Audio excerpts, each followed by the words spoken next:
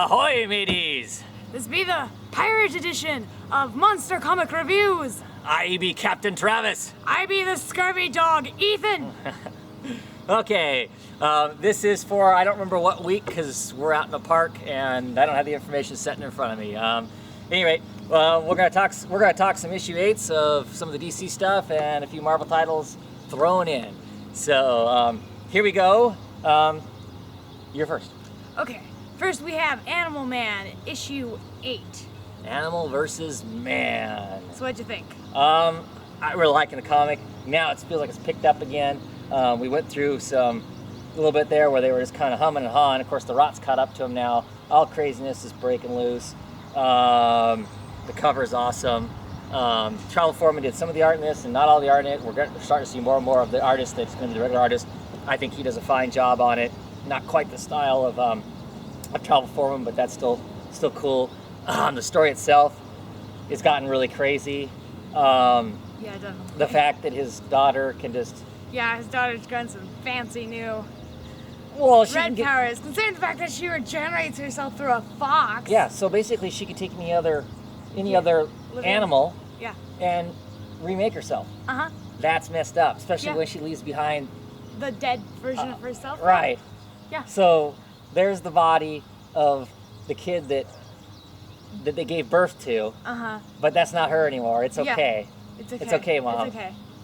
Yeah. Totally. Nice Mr. Fox's. Yeah, I don't know if you can contemplate what that might be like as a parent, but yeah. Ooh. Yeah. Ooh. Ooh. Yeah. Yeah. So I think it's pretty awesome. Awesome book. Yeah. What do you think? Yeah, it's awesome. I agree completely. The cover is great, and yes, it feels like it's starting to get pretty wild and crazy as Animal Man really starts. I mean, I always kind of laughed at Animal Man because, even before I really knew who he was, he just seemed to me like he was a wimpier version of Vixen, but I don't know. Now as he's beating the crap out of these dead rot animals, it's like, whoa, I didn't realize Animal Man was that lethal. Yeah. I guess never misjudge a parent, though. Yeah. So, on the other hand, so what do you think of the ending where it looks like he's been possessed by the rot? Oh, it'll be interesting, huh? Let's see if he manages to figure out what's going on and whatnot and get himself out of it. It's kind of, what I think's kind of cool is the fact because they've kind of, because they have rebooted all these characters, he's newer to his powers, so he's not quite so fluent with the, I love him. Oh, he's thinking about the fact, yes, it was all nice and easy back in the day when I just was punching a few bank robbers out, no big deal. And now suddenly, this is a heck of a lot more serious, obviously. Yeah. So he needs to be able to fluidly move between bird and elephant and all that other stuff and whatnot, and he doesn't really have that yet. So, him being overwhelmed there at the end, bad news. Definitely. But I'm assuming he isn't totally toast because maybe he'll grow a new body too. Well, that'd be pretty awesome if he had that level of power. That'd be great, but I don't think so because he's just. He doesn't have that kind of connection to the red. Yeah. She literally says she went back to the red and then came and then to a new body. Yeah. They imply that almost that she was from the red, and Animal Man's just borrowing from the red so he can protect her. He would be the equivalent of she's basically a god, and he's the equivalent of like Hercules or Achilles or one of those people who's been. Yeah, he's a demigod. Right. Mm-hmm. So I don't think he has that level of power. No, not quite. At any rate, awesome book. What would you I'd give it week 5, strong 4. Yeah, hanging right in between the two, 5 and 4. It's pretty awesome. Next, we're going to talk about one of our rare Marvel titles. Well, this is Avenging Spider-Man number 6. Picked this up because it was the beginning of the Mega Drive stuff. Yep. What'd you think? The cover is okay for me. I like Spider-Man and I like Daredevil on it. I don't like the white line that they drew around Spider-Man because I think instead of making him look like he's grabbing onto the building, I think it makes him look more attached. And I don't like Punisher because it looks like he's like eating some sort of extremely sour candy because his eyes are rolling. His eyes are rolling in the back of his head. He's going pie. So I don't know. I don't like that, but I like the art inside. It's the same art for Punisher, I'm pretty sure. Right. Yeah. So he still has the more spray painted, less defined skull, and the art was great, and the story's fun too. I like the idea of having the Omega Drive, which contains information from everybody. Right. Like all the huge Right. people. And the that's fact that insane. it's built on a piece of Fantastic Four, their suits, because their suits are built to survive the stretching or turning into the thing or the fire and all that kind of stuff. So it's an indestructible drive. You can't destroy it. Yeah, it's pretty awesome. Yeah. What'd you think of the Punisher net? Yeah. The female Punisher. I mean, this is the first place we actually get to see her do something with him. That's and they awesome. They were pretty coordinated effect there. As they were going to jack up old, Matt Murdock. That was pretty cool. Oh, hey, let's drink. Let's have some drinks. Let's blow up your ceiling. And Mr. Little Party goes, by the way, you owe me a ceiling. Yeah. Yeah.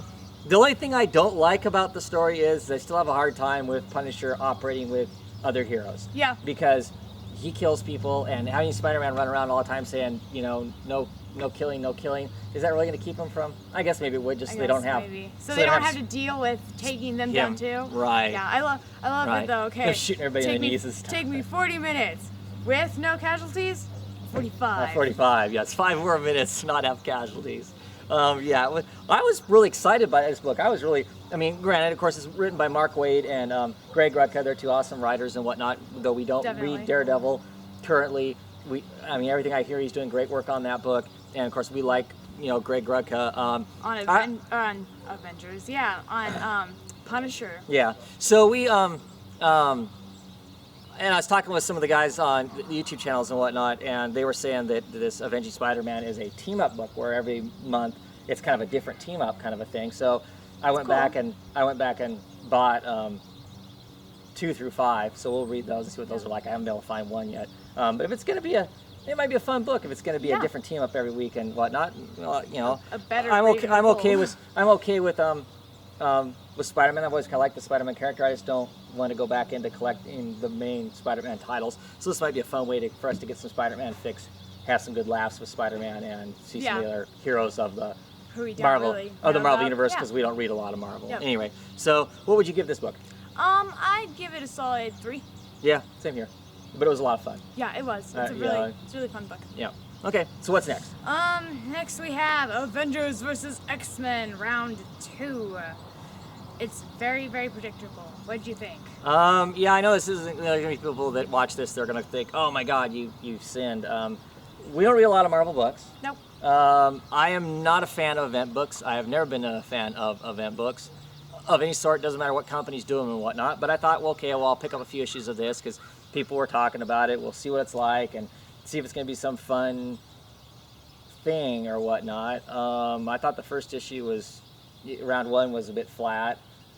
This one had some amusing fights, kind of, but the whole storyline is really predictable. I knew even from issue 1 that these two camps would go at each other. The Avengers and the X-Men would go at each other. Well, it is Avengers versus X-Men. Right, and then but then Hope would walk off on her own to do her own thing. Oh, yeah. That's always how it goes. I guess some of my issues with this whole thing is why do they always have people match up with other people that are exactly like them? If you were going to kick the crap out of another superhero group, wouldn't you sick your different people? I mean, would you have your meathead go against their meathead? Hell no. You'd have your meathead crush their tech guy to get him out of the way, wouldn't you? I guess they're thinking I don't know. I totally agree with that, but I guess they're thinking under the circumstances that, or is it they don't really want to hurt each other? Nobody else's meathead can deal with. Nobody else can deal with the other team's meathead, so you have to send your own meathead at him. I don't know. It just seemed to me like if the Avengers were showing up, they knew they were going to be tangling with the X-Men, and there's a good chance they weren't going to be able to walk in and go hand her over, and the X-Men were going to go, oh sure, you can have her. You would think they'd have a better plan than I'm going to fly up with my big ship and look threatening, and then we're just going to jump down and get into a big fight. Yep. There should have been tactics. Yeah. The only person that had any tactics in the entire thing was Wolverine. He goes, I'm not fighting in this big fight. I'm going to sneak in through the sewer and. Well, do you think he'd actually have stabbed her? I don't know. You don't know Wolverine that well, do you? Nope, not really. He's killed friends before. Oh, lovely. Yeah, so I don't know that he would have done that though. But I don't know. To me, this just seems very weak. It seems very weak, and I hate to say it, but very gimmicky. I mean, this is just the new thing to sell, whatever. I'm an X-Men fan over an Avengers fan. I like people that are in the Avengers. I think there's some cool people in Avengers. If I had to pick a side, I would say X-Men, just because I like X-Men. Scott Summers. Scott I was Summers is a gonna say, total. I'm for the Avengers because Scott Summers is a total. Scott Summers is a total Green Lantern. He's a total Hal Jordan. Except he's not. Hal Jordan is just kind of a dork. Yeah. Whereas Scott Summers in this is a total jackass. Yeah. And I don't know if that's because he's under the influence He's of the Dark almost Phoenix. snobby. I don't know if he's under the influence of the Dark Phoenix and he's acting What? extra stupid because of that. Yeah. I don't know. It just to me, I don't know. I don't read enough of these to know whether or not he's really in character. If that's how his character is now. I haven't read the XMen since the '80s, so other than bits and pieces here and there. But yeah. Yeah. Like I said, I would pick the X-Men because they're my favorite people over the Avengers as far as that goes. Who's going to win this battle at the end? If they really declare a winner, of course it's going to be the Avengers It should be the Avengers. Well, it'll be the Avengers because the Avengers have a movie coming out. Yeah. The Avengers have a movie coming out, and Marvel and Sony Pictures owns Avengers, and Fox owns X-Men. So. Oh yeah. Oh gosh. You can't Avengers has to win. Right. They're not going to let a title that's owned by somebody else in some sense or another win out. I don't think, but maybe that's just me looking at too much things. Of course, then again, practically wise, I think the Avengers would win. Personally. Why? Because Who's on their team that makes them win over the other team? sheer numbers. I think they have better numbers. Plus. Well, did you look at the roster in this one? Though the roster in this one, there's the X-Men's numbers more than double. Yeah. I don't understand how they do And numbers. half the people who are in the Avengers are X-Men. Yeah, but Beast, Avenger X-Men. Storm, Avenger X-Men. yes. Wolverine, Avenger X-Men. Uh-huh. Plus, if it really starts to get ugly and it looks like it's really going bad, you know Wolverine's going to side with the X-Men at the end of the day. Yeah. And that doesn't mean he won't drag in all of his kids from their school. That's a whole other group of people that aren't even in the book yet. Yeah. But I think the Avengers Why? are going to win because they have, even if it's just a Red Hulk, and I don't know how Red Hulk compares to normal Hulk, but they have Red Hulk. And they have... he can think and ration and talk. Plus, he's the Hulk. Oh, really? Yeah, they have Red Hulk then. Yeah, that's pretty badass. So yeah, I think that's pretty helpful. Plus, if Thor wasn't out there defending the Earth from Phoenix, there we go talking. I think he could come down, break a few people. Yeah, but sooner or later, the but- Phoenix is going to come down and hook up with Hope, and then they're going to have the Phoenix on the mutant side. Yeah, but who will Hope side with the mutants though? Especially if she's Phoenix, does that change her state of thought? Well, yeah, or- because then she's just her own entity doing her own thing. Yeah. It won't matter. I mean, So that's she- the whole so that's she the whole point. I just don't understand. I mean, well, yeah. I mean, that's the other thing is it just makes absolutely no sense. I mean, I don't understand. Yeah. I don't understand Scott being as irrational as he is. It just doesn't Yeah. make sense. That's why I keep hoping that. I know he's a jerk. I know they write him as a jerk. But this goes beyond being a jerk. Yeah, This goes into being stupid. Yeah. So, but I don't understand what were the Avengers going to do? What were the Avengers going to do up there? We're gonna take her into custody. Custody where? What were they going to do? I don't know. Put a bullet in her head so she's no longer the vessel. That's the only thing I could think of to do. I mean, where are they going to put her at? That this all powerful force isn't going to get her. Yeah, I don't know. They needed to have explained that right Maybe away. they just figured that they could protect her. Oh yeah, better than Captain America's going to stand there with his shield and go, "Oh, Phoenix." Yeah. Totally. Yeah. Okay. Anyway, we've talked way too much about a book that Okay. neither one of us care for. Yeah. What did you rank this thing? 2. I gave it a 2 also. Solely because, like I said, for me, this feels like the plot line is horrifically predictable. I mean, I like the idea. I like the idea. It's a nice That's idea. why I picked it up. But I quite frankly think it's kind of a boring and very predictable book so far. Yeah. I very, very much doubt that I'll be spending $3.99 twice a month to keep picking the book up. Okay, moving on. What do we have next? Okay, last for this part is going to be Batgirl number 8. What'd you think? I liked it. This has so far been my favorite issue of Batgirl so far. No wonder they brought back one of my favorite characters. Who's that? Junior, right? James, isn't that his name? James. Yeah, James. The very end. James Gordon. At the very end, he shows up. He's your favorite character, huh? He's one of my favorite characters. he's a creepy. great villain. Oh yeah, he is. He's definitely he's a sinister really- beyond sinister, And without doubt. and see, I complain a lot about when All the time. characters have no personality, Uh huh. and James has one of Well, he doesn't have He the doesn't- best personality. He doesn't have any personality but either. he has one of the best characters. Oh I yes, guess. definitely. He's a sociopath. That's why he has no personality. But you're right. He's an awesome character. Yeah, he's a great character, and he feels like he's his own thing. He doesn't feel like, oh, I can relate him to this. I relate James Gordon to James Gordon Yeah. Yeah. because he's scary. Yeah. Unfortunately, I think that may mean the end of Barbara's roommate, Which sucks because she's one of my favorite new characters Yeah. of everything. I mean, as far as secondary characters, she's one of my absolute favorites. I love her. I love the personality. Gail writes a great character with her, the Barbara Gordon Bargain. I mean, that's some good stuff and whatnot. Of course, James is just in the last 2 pages of the book. There's a whole rest of the book. Yeah. Which is kind of interesting. She resolves some of her stuff. She figures out how she survived being shot because she should have been dead there on the floor. She finds out that one of the guys that she recognized from last issue as being one of Joker's crew actually called the emergency people after they left the scene It's to nice let that her die. It's nice So- that she's over this in theory. Well, now. hopefully this means that she spends Well, less time. Gail said on Twitter and at Emerald City Comic Con that after issue 8, she's moving beyond the whole, Joker killing joke thing. So we're gonna move past that. So that'll be good. Watching her. Grotesque and is still kind fight.